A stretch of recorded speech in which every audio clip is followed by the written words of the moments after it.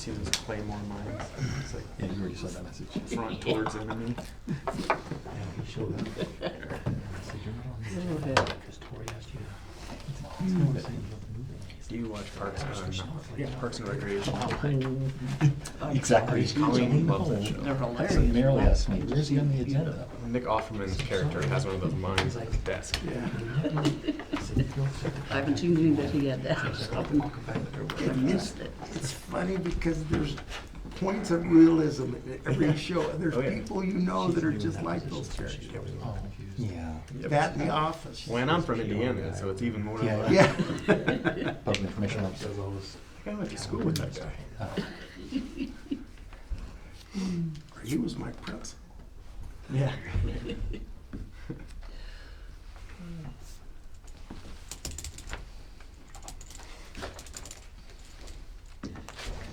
There we go. Call this regular business, or regular council meeting to order, 6 p.m., January 23, 2020. First order of business is roll call. See, we have everyone here with the absence of Councilman Dixon, who is just finishing up on his tours out of the country. He did text me and say he was back in the States, but didn't feel that he would be back in Holbrook tonight to be able to prepare for it, so Councilman Dixon will be excused. Item 3, Pledge of Allegiance and Invocation. Councilman Jackson, will you lead us in that pledge? Pledge allegiance to the flag of the United States of America and to the republic for which it stands, one nation, under God, indivisible, with liberty and justice for all. Thank you, Councilman. Ms. Montoya? Dear Heavenly Father, we thank thee, Lord, for this wonderful day that you have blessed us with again.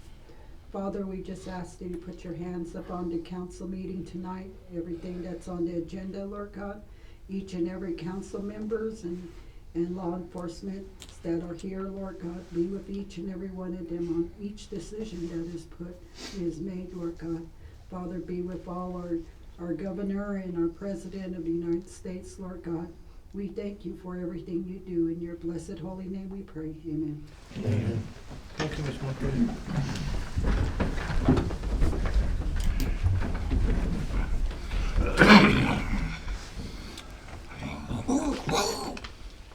Excuse me. Item 4, call to the audience for items on the agenda. I'm assuming we have none. The consent agenda for January 9th, 2020 meeting. Chair will entertain a motion. I move that we approve the consent agenda. Vice Mayor approves to move. Can we have a second? Second. Councilman Nielsen, second. Have any comments or questions on there? Hearing none, all in favor? Aye. Aye. Any opposed? Motion passes. Summary of current events. As most of you have noticed, a lot of the graffiti is disappearing. I'd like to thank the business owners for taking care of these problems. I know they were there for quite a while, and as the chief indicated to us, the faster we get it off, the less likely it is to occur. So I'd just like to commend the business owners who have taken care of their properties, and hopefully it will continue. Also, just a reminder, we are coming up quickly on Hash Knife Pony Express ride. Everybody that can get out and support these gentlemen. I mean, they've done this for many, many years. I think this is what, 54? Something like 60 that. seconds. 52nd, the 52nd year, 62nd. 62nd. So anybody that can get out and support them, please do. Other than that, I really don't have anything else. We will move on to council members. Vice Mayor Payne, I have nothing tonight, thank you. Councilman Marsh. To echo, excuse me, the community events aspect of what the mayor was talking about, Kiwanis Club is hosting their quiz night on Friday the 31st. It starts at 5 p.m. Bleed tickets if you want to just come and have dinner. are $25. You're $25 per team for, I think, a 6-person team. They still have spots open as of this afternoon. If you don't want to come and you're not, if you want to come and you're not on a team, you're able to do so with the $25 dinner, and you might get roped into being on a team anyway, because there's, I think, some incomplete teams. So, At the Elks. Elks? Is it at the Elks Lodge? Oh no, Is it Hewlett, I think? that's at Hewlett. It's yeah. at Hewlett, Yeah. okay. Yeah. Thank you, Councilman Morris. Councilman Jackson? Have nothing, sir. Councilman Nielsen? No. Councilman Kester? Just wish the guys on the Pony Express ride a safe ride. Cool. Yes. Okay, we will move on to manager's report. Okay. Yes, I'm going to echo what Mayor brought up. The owners of the Magazine property completed repairs to the remaining structure. There were some broken windows, and they also removed graffiti. Again, thank you, and the property looks much better. What a difference it makes. They did a beautiful job. Also, the owners of the Family Dollar also painted over their graffiti. Thank them. They also did a very nice job on painting over that graffiti. The water leak on 8th Street, and Randy might bring you more information, appears to be an actual water leak. For many years, it was thought to be a spring. So we're in the process of locating some leak detection equipment. Probably in long-term planning, we might want to be thinking about budgeting for leak detection equipment because our pipes are really old, and we're having a heck of a time trying to locate equipment right now. So I'm sorry for the inconvenience, but I believe that the wait will be worth it because we'll, I believe, get a permanent fix on that. We're in the process of doing a complete overhaul of Romero Station. Again, Randy will probably address that. But putting in new sensors, new electrical service, new control panel, and upgrading the generator. As you know, you probably hear about Romero every few months, and we're working on eliminating that with some new equipment. We are upgrading our water meter reading equipment and software. It's very dated. Our handhelds are 10 years old. Our software is a couple of programs behind, so we're in the process of doing that. And we'll also be evaluating and planning for meter replacement during the budget process. The industry has changed significantly since the city installed the old meters. It is unbelievable, really, what those new meters will do, and I'm really excited about it. So our goal will put in a multi-year phased-in replacement program. We really can't go into debt for meters. Our pipes are in not very good shape, so multi-year phased approach for meters, and then saving up capital for some of our larger expenses, which will be probably water line replacements and things like that. As the spring weather is kind of popping its head up every other day or something like that, we have been upgrading the splash pad. We've got some new golf clubs, bocce balls, shuffleboard sticks, tetherball, horseshoes. We'll be repainting the pad, and also we have a leak underneath that pad, so it's probably going to be out of service for a little while. Hopefully we can get it all done before the real hot weather moves in on us. I attended an Arizona League of Cities meeting with the mayors and managers from our area.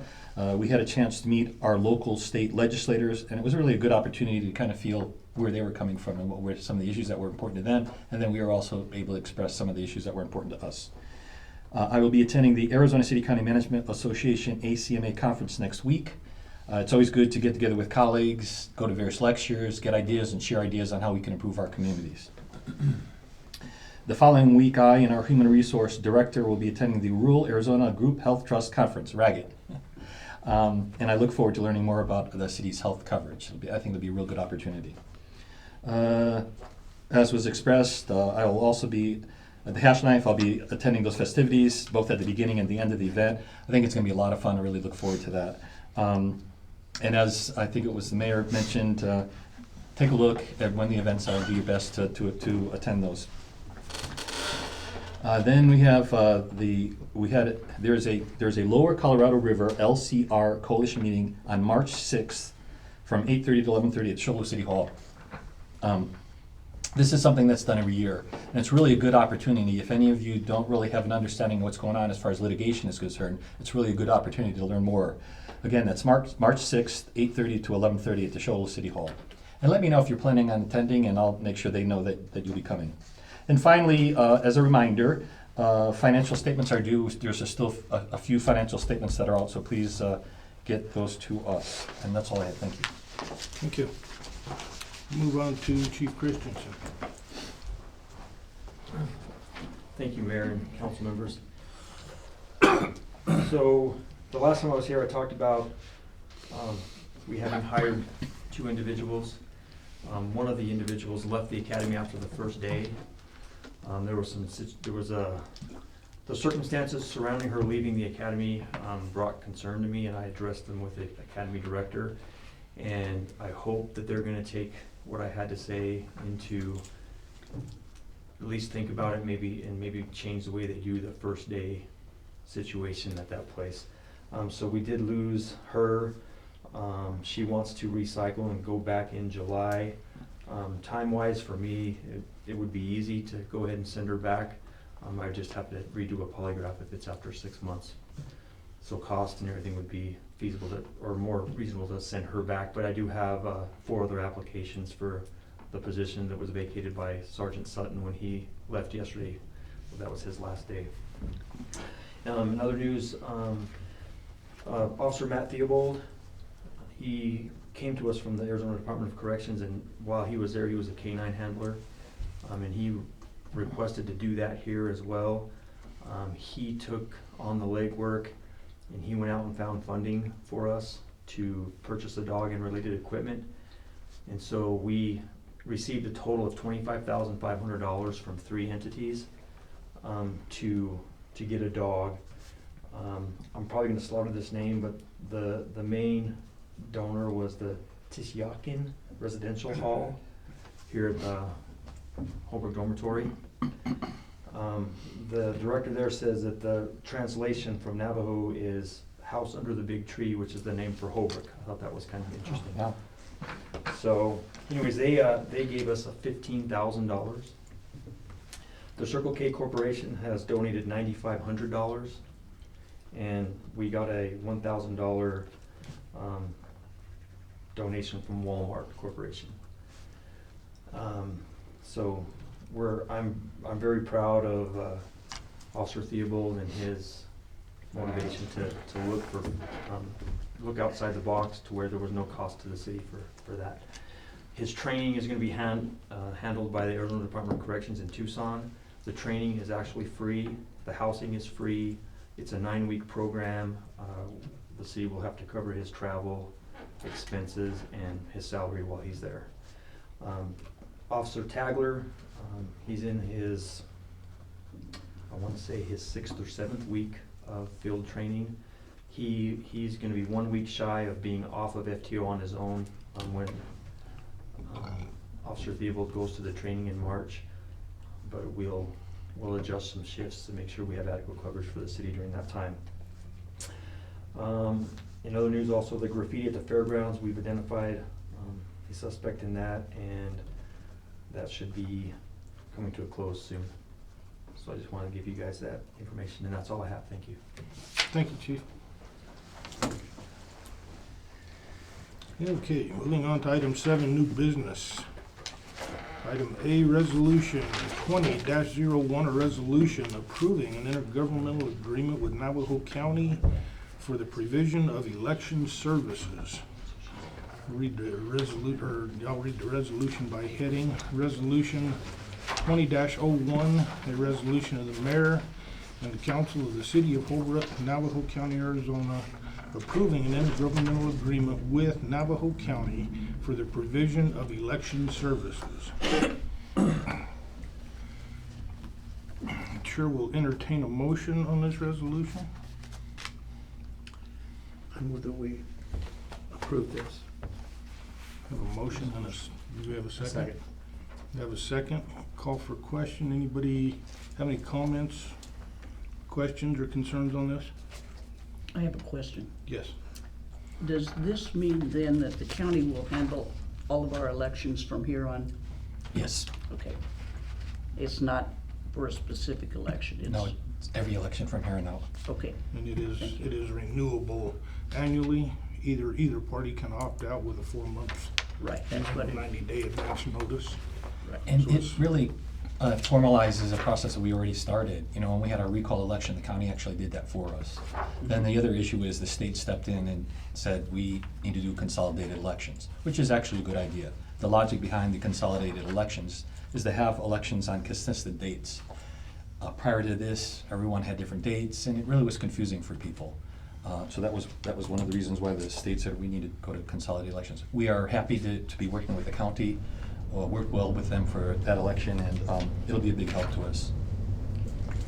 Any other questions or concerns? Hearing none, all in favor? Aye. Any opposed? Hearing no opposed, resolution 20-01 passes. Moving on to item B, Water Wastewater Department Annual Report. Mr. Sullivan. So I just have a bunch of slides of our facilities, and then I'll just kind of go into them as we go. So the first facilities I'm going to go over is all of our water facilities. Just tilt it. And so this will include slides of Sun Valley. Sorry, it's got hot out here. And then we'll kind of step through some things that we're going to have to be looking at in the future. Some things that we've done already this year to try to mitigate, extend the life of some of these items and so forth.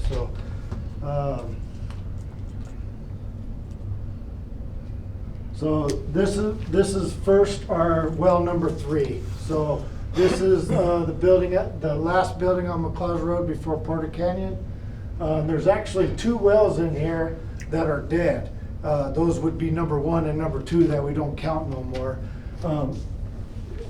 Why they killed them way back when, I don't know exactly, but I'm sure it's because they just weren't producing the level that we were required. So there could have been some other options now that we know that we could have went back in there and dug those wells deeper, those kind of things. But the cost difference between redoing that well and just doing another well down the street is different. So so there's 2 wells in there, but our main well is on that side, this added wing right there. So when you look inside the building, this is it. So it's a submersible pump. So it's coming down here. That's the new pump that we put in. We went with that higher dollar Franklin 100 horsepower motor in that because we kept on having problems. It was burning out, and that's where we went with that same motor in well number 5.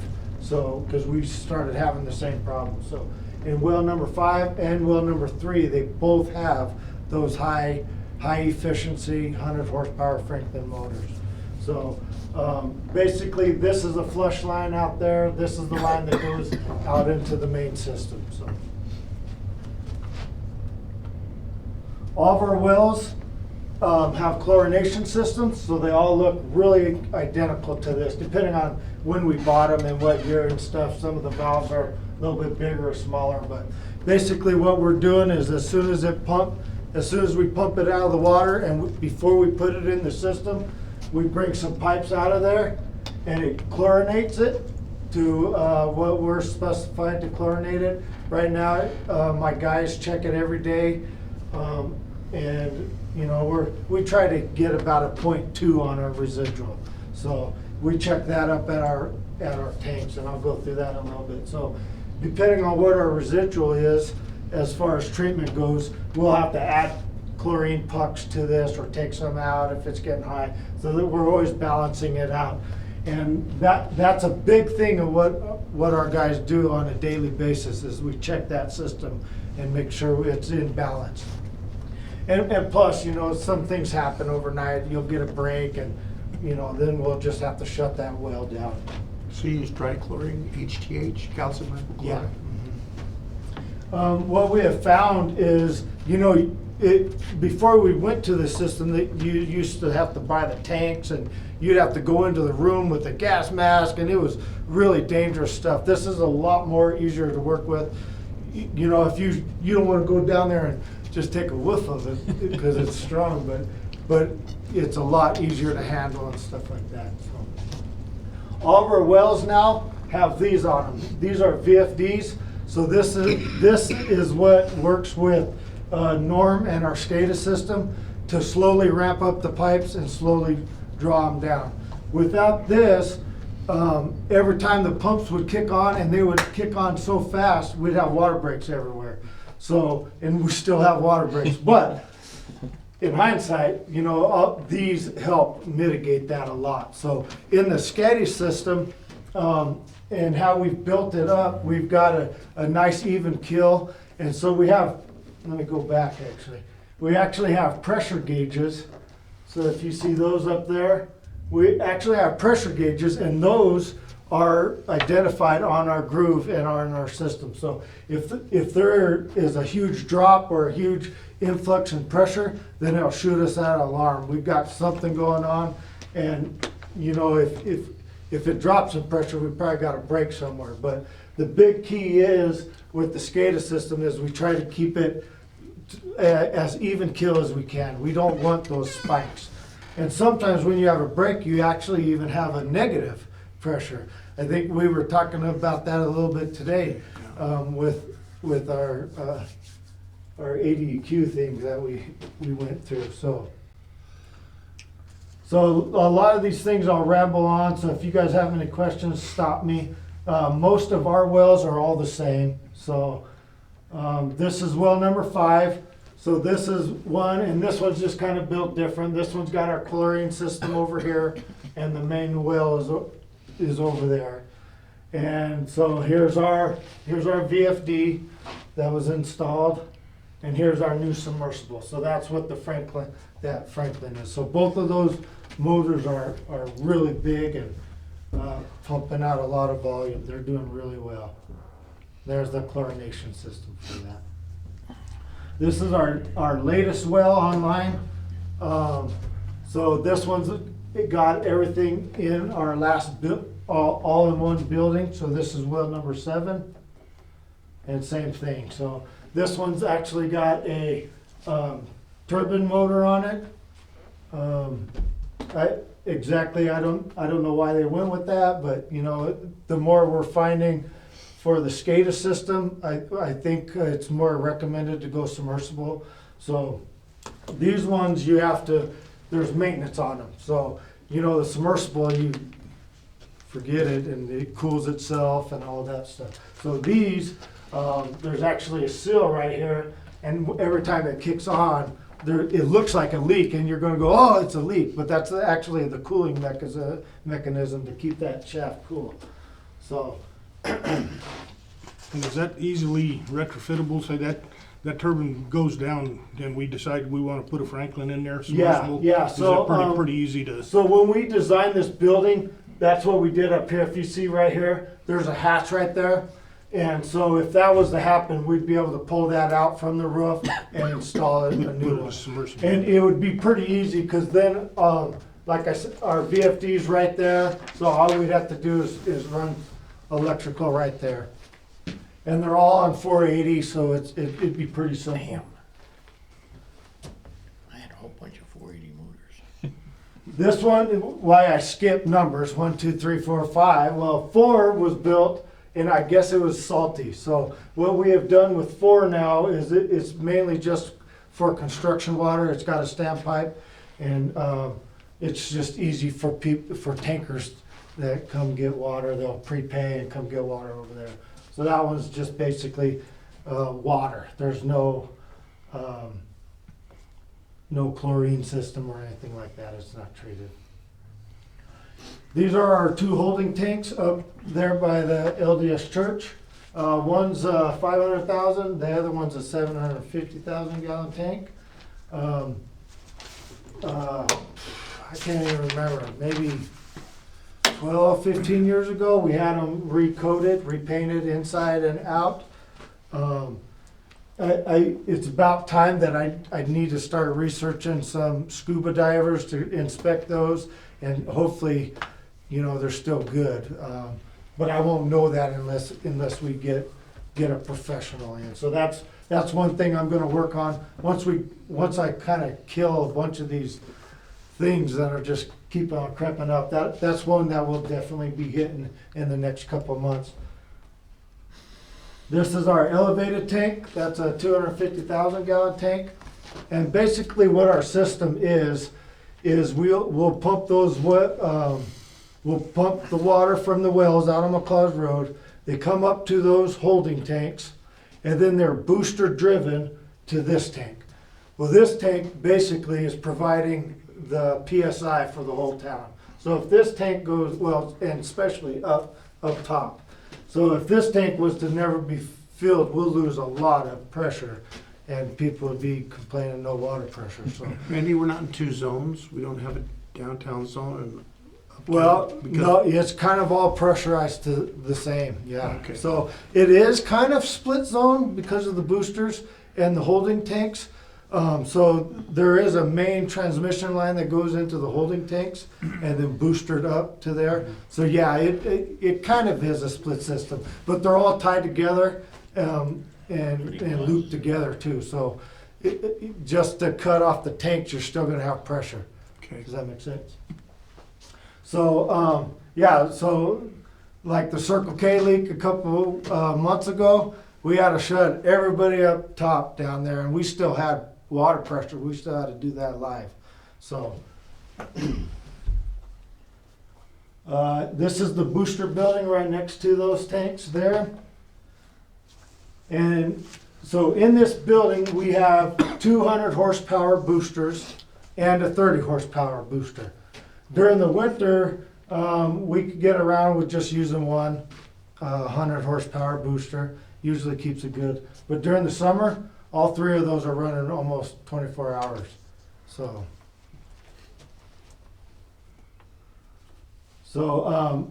again, this was about 10 or 15 years ago. We got a grant to an energy efficiency grant, and we replaced these. And so these are brand new with that higher efficiency pumps. That's the 30 horse. And then each one of those have VFDs on them as well. So that's what that is. Now, Sun Valley. So are there any questions on the Holbrook side so far? Yeah. How, on average, how deep are the wells? How deep's the water table? Our wells are not very deep, actually. We're kind of lucky on that. We're around 120, 130, right around there. And so I think I guess the pump is setting around Sure, 120. sure. So we're probably 150 feet deep, and our pumps are setting around 120, Okay. somewhere around there. Thank you. So, any other questions? So far, this last year, we haven't had to do, knock on wood, a whole lot to the city water, especially since we got the good pump, and we rebuilt that booster. So we're in really good hands so far with that. And then having said that, because we got those new boosters, we have the pump sitting on the side. Well, and talking with Norm and stuff, I really think that's something that me and my crew can really take apart and rebuild those. And then that way we have backups if something was to happen. So this last year, one of our main boosters, the impellers just broke up. And so they're brass blades.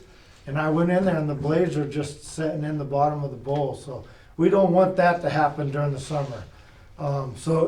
Especially this time of year, if you could get caught up, that'd be a great thing to just have during the winter projects, to take that and pump and buy a rebuild kit. I think you could do that in-house pretty cheap. And then the only thing we'd have to worry about then would be to find a contractor to laser align the pump and the shaft. But I think it's a cheap fix, especially since we just have special pumps sitting around now. So Sun Valley, we've been talking about this for a long time. They've only got one well, and this is it right here. So it's a small well. We do have another well down the street, this one, but it quit producing as much. So we pulled the pump. We hired a company, what we call fractionizing it. So they put some chemical down the well, and it's supposed to clean out all the cracks and crevices if sediment was to ever get in there and stop the flow. So we hired a company to do that, and it still didn't produce it enough. So I thought it'd be good even just to downsize the pump, and if we got something, it'd be better than nothing, but it just never did.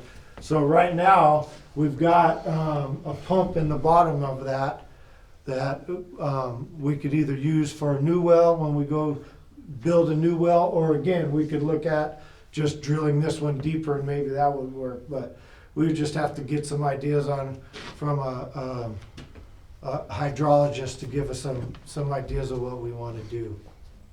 So How good's the quality of water out there, the Randy? quality of water is not good. So I'm kinda thinking. you know, from what I always hear from the hydrologist when we did well 7, anything on that side of the river, that's why we pump from McLeod Road, is good water. But the closer you get to the river or you jump the river, it's salty. And so that's why well 4 of ours is salty, and that's why a lot of Sun Valley's is salty. And so right off the bat, I mean, it's coming from a hard source to treat it already. You know what I mean? You're already climbing an uphill battle on treating it and getting it. What, I don't even know what you say. It's suitable because ADQ passes it, but you know, it's definitely not desirable. Are we tied with them? Is there a No, physical tie? we are not. They are a completely separate system. So if you guys know of anybody that wants to buy it from us, $1. we'd like it. Yeah, we'd probably give it to them. So anyways, so I would really like to spend a little bit of money and maybe hire a hydrologist, because maybe we're just not in a good spot either. Maybe we'd be better to have a well on the north side there, but you know, I just don't know. That's not my forte. This, where these 2 pumps are, it's in a little valley, and again, they're not very deep either.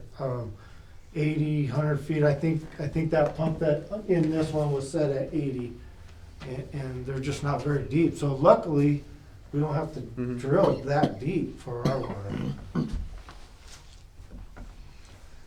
This is what we call the south tank.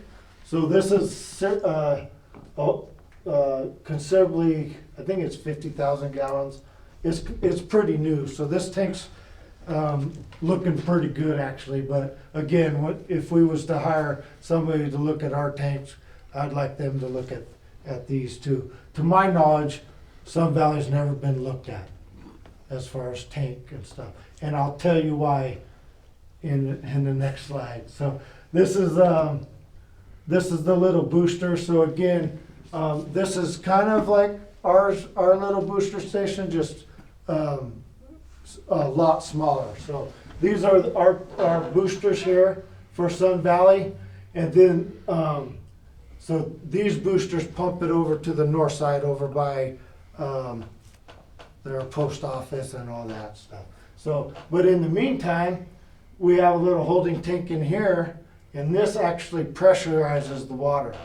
So I don't know if you can see that now. So there's actually a little clear glass right here, and it'll tell you what PSI this tank is, and that's what the system is. So anytime, again, we try to keep it at a certain PSI, and the SCADA knows when it drops low, it needs to turn on the booster, and it turns on this little air compressor to keep it up. So when I first got here, we found out these were cycling like, oh man, it seems like it was 10 times an hour or something like that, and it was just not good for the system. And coincidentally, that was the same time we started getting some samples bad. I mean, they weren't samples where we had to notify them and shut the system down. They were just high in certain metals that we had to be aware of. And so when that happens, when a test come back bad like that, you have to keep on testing every day until you get them back. And then every day, you know, you're talking to ADQ. It's kind of a mess. But what we were finding out was these were cycling on so much that every time they kicked on, it would just stir it, all the stuff in the pipes, which is dirty water anyways. And so it was just going everywhere. So so this was one of the pieces we troubleshot with ADQ told them what we were doing, and this helped out quite a bit. So a lot of this is norms, telemetry stuff. So you know, anytime we have issues, a lot of this, a lot of our stuff is electrical too. So it's not we just come in and we're all mechanical. A lot of it we have to go to norm system or all the transformers and automatic switches and make sure they're right, because some of those burn out. So, and that's a lot of stuff that we're doing right now is we're just getting rid of the old stuff. We're cleaning it up, putting it on norm system, and just making it a lot more simple. Because I'm not an electrician. I know quite a bit. I can fumble through it a lot, but a lot of my guys don't. So, you know, and then when you're talking about 480, that's dangerous. And you don't want to just go around with probes. You're going to kill somebody. So as clean as we could get stuff, and they all look the same, symmetrical and all that, then it's safer for the guys too. So this is the north side. So this is by the post office. This is a big culprit here. So like I said before, I don't think they've ever been inspected. That tank looks pretty dang old to me. Probably 100 years old. I have no idea. But again, when we started having samples come back of solids, total solids, we were flushing lines. We flush lines every day, try to get all that stuff out of there, and they were still coming back bad. Well, finally, what I ended up doing is we drained this tank because the samples were only coming back bad at this tank. So after all these other samples on the south side, all these other samples on the north side, they all started coming back clean except for this tank. So we isolated it after a couple of weeks. So the only thing we could do was we drained that tank, we got in there, and it was immediately another dangerous situation. We were just contemplating, how do we figure this out, you know? Well, me and the crew ended up making a confined space entry. There was sediment about this deep. And so it was just, no wonder why there was coming back in total solids. So we spent the whole day out there, tethered to a rope and cleaning it out and everything like that. And it's been good ever since. So. But while we were in there kind of doing our inspection, I know it's bad. So we definitely need to be looking at coatings or you know, they have this tool that can test the density of the metal and all that. And again, that's not my forte. So at that point, it'd kind of be a recommendation on them if we just go with the new tank or if a coating would work. But that's something we definitely have to address. How many gallons is that tank? I think it's 50 as well. How many customers are there in Sun Valley? Like there's not a whole lot. Man, I can't think off the top of my head. I think it's like 110, 120, something like that. Yeah. Okay. So that's a big culprit. Besides the well, looking in the future, a new well out there and maybe a new tank. So, any questions on that? And this building here is identical to the south side. It's got boosters in it and a pressure tank as well. So. And that system, if my memory serves me correct, that water system services the truck stop, doesn't it? Yes, it does. It also services the truck stop. Oh, there's that. So this one's actually got 2 smaller VFDs in it as well to run these pumps. Any other questions for Sun Valley as we go? So now I'll start on the wastewater side of it.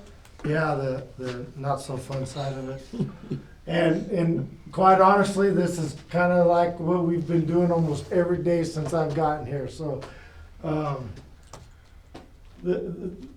lot of these lift stations were just kind of in disrepair, and when you're working in sewer, it's already a nasty environment, but regular metals and pumps wear out, and metals just deteriorate way faster than what most people think when it comes to sewer. So those gases are just nasty. So right now we have 2 lift stations. We call them Shipley's 1 and Shipley's 2.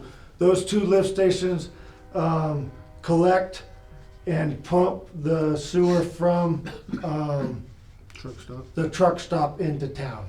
So this is Shipley's 1. This is Shipley's 2. We haven't had a whole lot of problems with those lately, so knock on wood on there. A couple of years ago, they were the trouble ones, but I think we've got those gone. This is one of our smaller ones. This one's Vista. This one basically just collects from the dog pound, and Shelter in the fire that. station. Shelter in the fire station, I think. What's is- that? The shelter in the fire station. I Yeah, think yeah, is it's about pretty all that's much on there. just a little bit of those buildings. So it's really small, we don't have I think their pumps they're single phase, 1 horsepower pumps in there, so they're not that big of a deal at all. This one is designed really close to Romero. But that one's in good shape. And this one and another one are not on the SCADA system either, norm system. So eventually we'd like to do that, but it's really no need. They're so small, so volume. It's not that big of a deal. We'd like to hit some of the other stuff first. This is the inside of it. So here's that little control box. This one's NPC. This one was just recently rebuilt. So this one used to have a building around it, and the building got taken out. So now it's just submersible pumps here, and then all of our control panels are right there. And that is all on telemetry as well. This one's Mission Lane. So Mission Lane is currently not on the system either. However, I've already got the box pre-made. We're gonna plug and play it. And as soon as I get that done, that will be on the system. So basically, that's the boxes there, and they're both submersible. So this one's a little bit, this one and 7th Street are the same. So what we call these are, there's a dry well and a wet well. So for these, there's the wet well, and then the pumps are actually in a dry well, and it pumps from the wet well in. So it's kind of cool to work on those because you're not in sewage when you're dealing with it, because they're dry, but still they're 20 feet deep. You got to make a confined space entry. It's a crew to get it done. So that's those pumps, and then like I said, the wires in that are all messed up. They're burnt, they're jumped, and just to try to get it going. So I've already got the box set in my office. We just got to get time to do that and plug and play on that one. And we did that on 7th Street a couple months ago, and it worked really well. And this one's 7th Street. So that's basically the new box right there to get it on telemetry. Again, when I first got there, it was hard, and it's hard to even troubleshoot when you have problems like that. So, here's a picture. So, yeah, when you show up and you're going, a pump's not working, and you got dead wires here, but they're live, and these are burnt. This one's not even existent. So that's the kind of stuff we were looking at, and I'm going, so I wish I would have drove by and got a picture of the new box, but a lot of the guys are really good, you know, once they're all in place, and if they're similar, it's pretty hard to mess up. You can fumble through it pretty easy, but that's hard. And here's our troublemaker right now. So this is Romero. I've been doing a lot of research on Romero. I think we're starting to get ahead of it. Back in 2010, they did a survey on it. And what it boils down to is this lift station was just never meant to pump the volume when it's pumping. So it was built to just service Lewis subdivision, and then we took on the county, and so the well's not deep enough. The trash that we get from the county just clogs our pumps constantly, and when it clogs, it just burns them up. So we're going through pumps a lot faster. In the research that we found out some of the, we're calling them grinder pumps, and they're built by Keene. And so far, those are the best pumps we have. Unfortunately, I've only got one pump in there right now because the other two are clogged or bad. So in doing research, I'm trying to talk to the guy that sold us those other two pumps, and we're just finding out that those pumps are just not meant to be in this location, you know? So I'm trying to work out to see if he has pumps available, that maybe he could take those two pumps back and we could get something that will work. If not, we're just gonna have to, I'll be coming to you guys to buy some new pumps, and we'll be just going to the grinder method. And the problem is with the other two pumps too is they suggest like a basket to catch it. And if you did that, I mean, we're gonna be over there every day dumping out mop heads and stuff like, it's just gonna be a maintenance nightmare.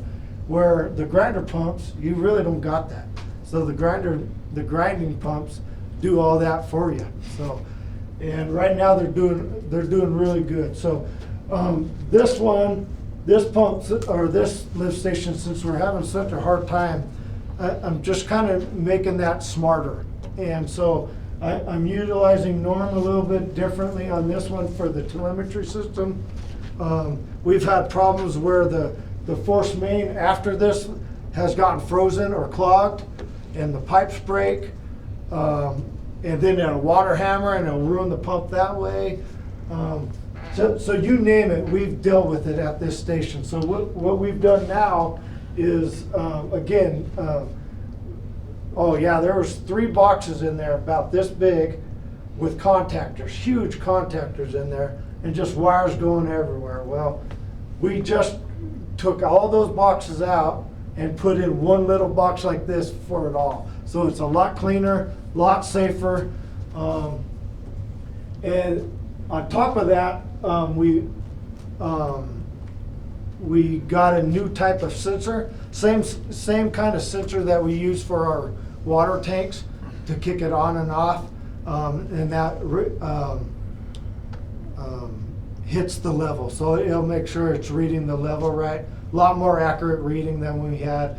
The sensor before, we actually burned up a pump because it was reading that it was full and it was dry, and it burned the pump down. So a couple weeks ago, we went to this new sensor. That's working good. To find out the head that I'm required to pump this, or if there's a plug in the line, what we've done now is we've installed a pressure gauge on the tank. So right now, every time that pump kicks on, we're at 30 PSI. If it was to jump to 50 or something like that, we know we got a clog somewhere, or we got a problem. So I think making this lift station a little bit smarter, and anytime the system reads a out of whack thing, it sends us a text, and we got to go do a look. But I think in the long run, that's going to save a lot of pumps and that. The positive thing about this too is once we get it going good, the pumps that are giving us problems, they're around 10, 11 grand. These Keens are only 5.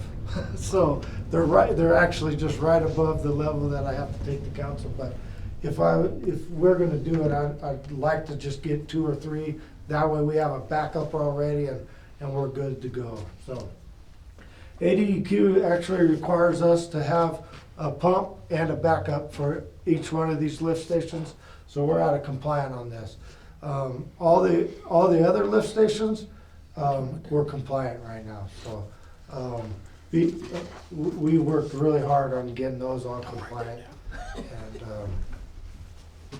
yeah, every day goes by, we're kind of sticking our neck out on this, but I don't feel right, taking it to you guys and say, yeah, let's get this pump until I have better information, because to me, even though this Keen pump is working really good and it's doing what we need, until I know the exact head and the exact gallons that I need, that Keen might not be running efficient either.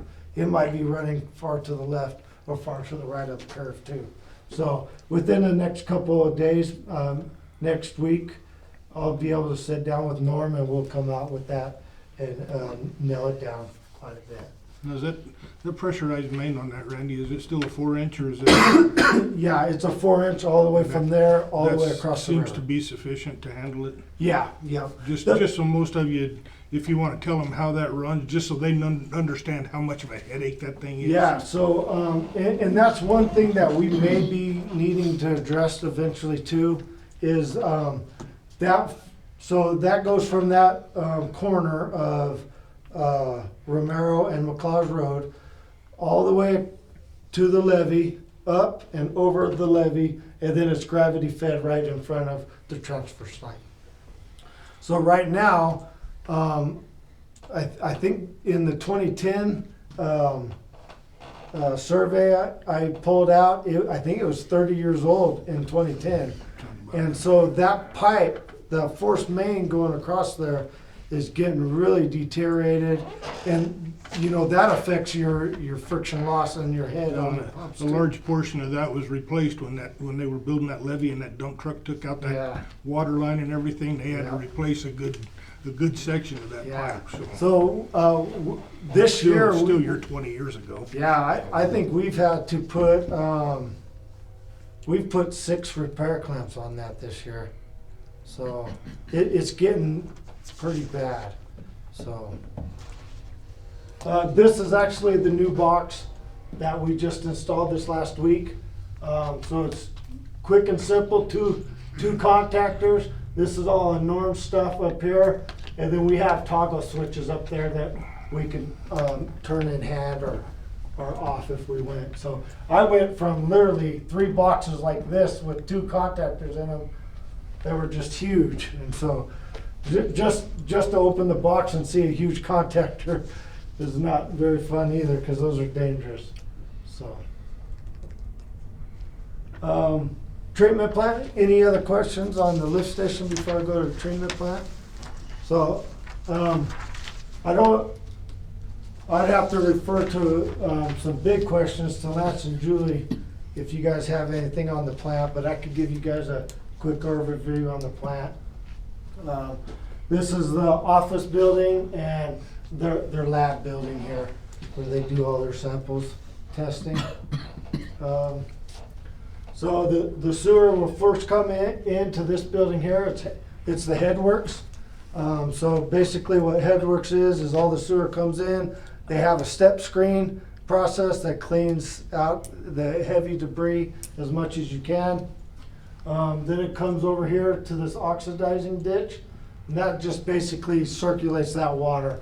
You have natural bugs in there that you want to keep those bugs balanced, and so that's where a lot of the smell comes from, but you're really trying to just keep those bugs working and help part of that process.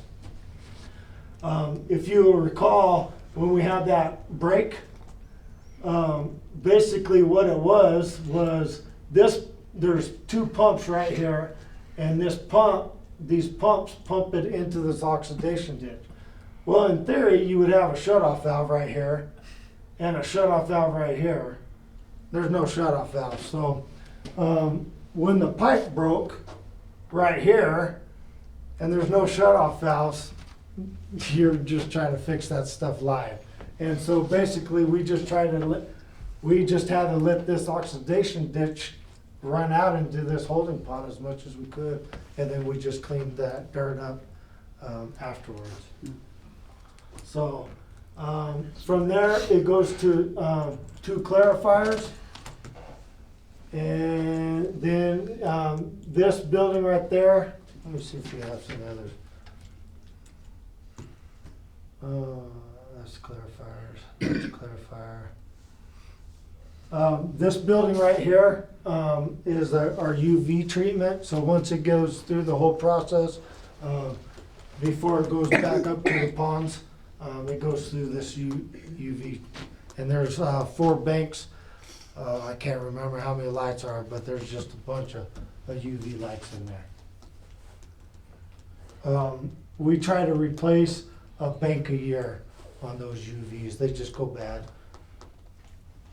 Randy, what was the cost on those? I forget. That one bank a year. It's about 12 grand, that's what we've been doing. Oh, and that's it. So, that's our facilities. Like I said, a lot of our lift stations, we've just tried to simplify as much as we can. And I really like the term just making them smarter, so, you know, the more alarms we get, I think it's better in the long run. The guys don't like it because they're on call, but, you know, in the roundabout way, it could save a pump or something like that. And, I've got a great crew, so it's been a pleasure to work with them. Anybody have any questions for him? Excellent presentation. Thank you. Thank you for what you do, Randy, and pat you guys on the back for doing an excellent job. I know it's been a learning curve for you just trying to figure all this stuff out. Yeah.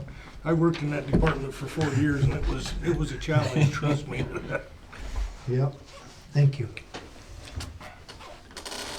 Okay, moving on to item 8, call to the audience for items not on the agenda.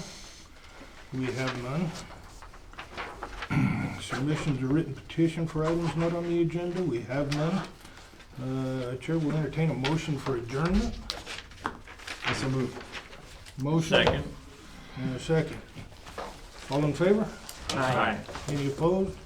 Hearing none, we are adjourned at 18:56.